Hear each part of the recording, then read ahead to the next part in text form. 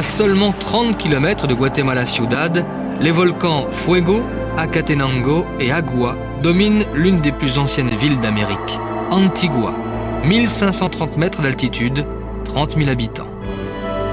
Antigua fut la capitale du pays entre les 16e et 18e siècles.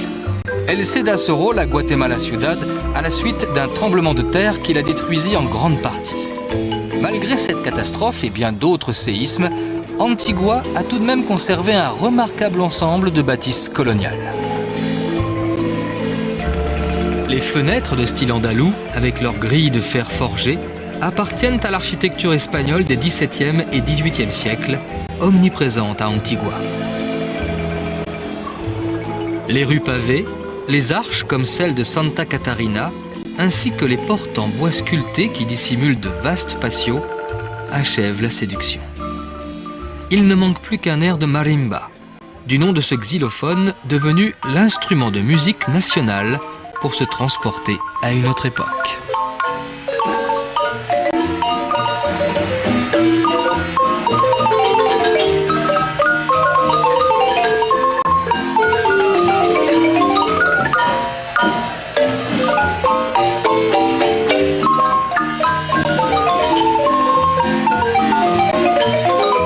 Antigua respecte les traditions, comme celle du marché, avec son lot de tissus bariolés aux colorations indiennes. Et aussi, bien entendu, celle de la sieste.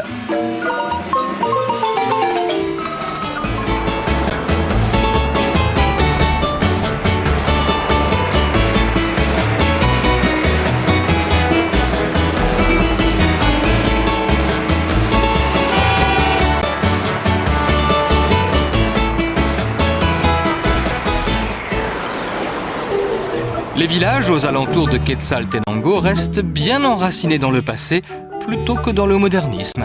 À Almolonga, c'est la culture maraîchère qui fait partie de l'histoire. Fruits et légumes y sont cultivés sur un bel ensemble de micro-parcelles souvent baignées par le soleil. Le secret d'une production abondante, l'irrigation à l'aide de l'eau provenant de la rivière Salama.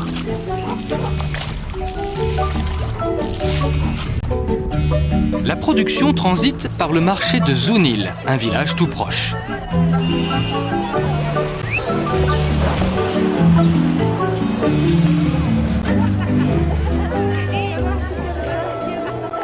Autre village, autre richesse. San Andrés Chekul est célèbre pour son église de style colonial, abondamment décorée de personnages d'inspiration religieuse. Les couleurs, qui étonnent sur un édifice religieux, rappellent celles des vêtements portés par les femmes indiennes.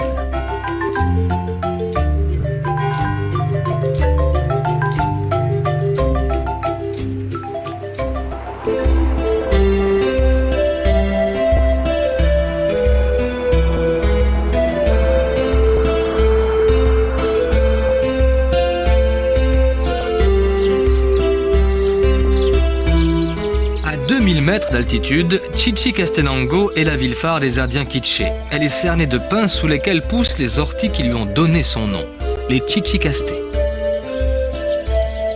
Pascualabar, la pierre de Pascal, est installée sur une colline surplombant la ville.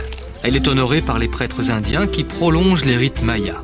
Devant cette pierre mal dégrossie, ils invoquent les esprits les plus divers, font même appel aux saints catholiques, brûlent de nombreux cierges et déversent des flots d'alcool de canne pour régler les problèmes de leurs fidèles. Chichicastenango est au cœur de l'histoire du pays, notamment avec la tradition des masques. Voici le masque de Tekun Uman, le roi Quiché, qui est utilisé pour la danse de la conquête. Tekun fut tué alors qu'il luttait contre le conquistador Pedro de Alvarado. D'après la légende, un quetzal se posa sur sa poitrine ensanglantée. Les quetzals, depuis, ont le ventre rouge. Les masques, toujours porteurs de légende, sont l'un des principaux attraits du marché de Chichi, le plus renommé du Guatemala.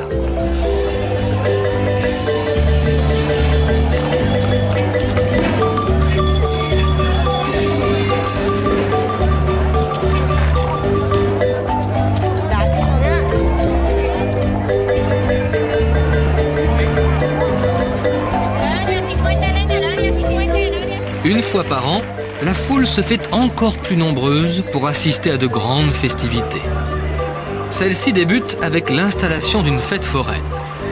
Le 21 décembre, on célèbre Saint Thomas, le saint patron de la ville. Une semaine durant, Chichicastenango est sens dessus-dessous. La fièvre monte de jour en jour, surtout aux abords de l'église qui porte le nom du saint. Les regards se figent. C'est la danse de San Miguel, dite du palo volador, du poteau volant. Les danseurs grimpent en haut d'un immense mât. C'est un défi à la fois religieux et physique qui les attend. Le mât est en effet installé sur un ancien temple maya, juste en face de l'église, symbole de la religion catholique. Retenus seulement par une corde qui se déroule, les danseurs dessinent sur fond de ciel des courbes de plus en plus larges.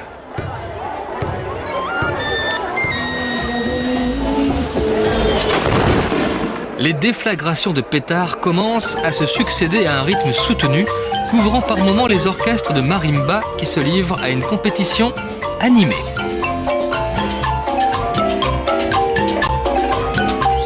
Un autre rassemblement populaire, et revoici les masques. C'est la fameuse danse de la conquête qui a pour but de se moquer, de manière bon enfant, des conquistadors. Engoncés dans des costumes tape à l'œil, même s'ils sont chaussés 21e siècle, les conquistadors avancent par mouvements chaotiques. Le but est de tourner en dérision ces dangereux personnages. La danse du petit cheval, exécutée par un membre d'une confrérie, n'est pas non plus de tout repos. Elle donne néanmoins le signal, à grand renfort de pétards, du dernier acte de la fête. La grande procession des 14 saints. Au milieu des fumées répandues par les encensoirs, ceux-ci arpentent les rues de Chichicastenango. Ils ouvrent la voie au protecteur de la ville, Saint Thomas d'Aquin.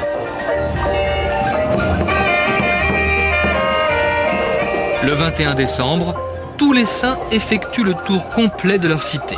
Devant leur passage, on écarte les obstacles et la foule se recueille.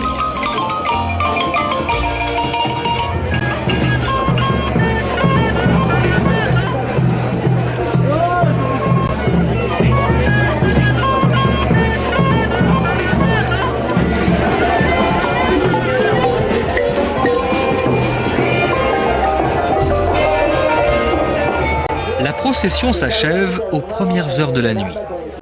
Les saints vont bientôt regagner l'église dont ils ressortiront à l'occasion de la procession annuelle qui leur est consacrée.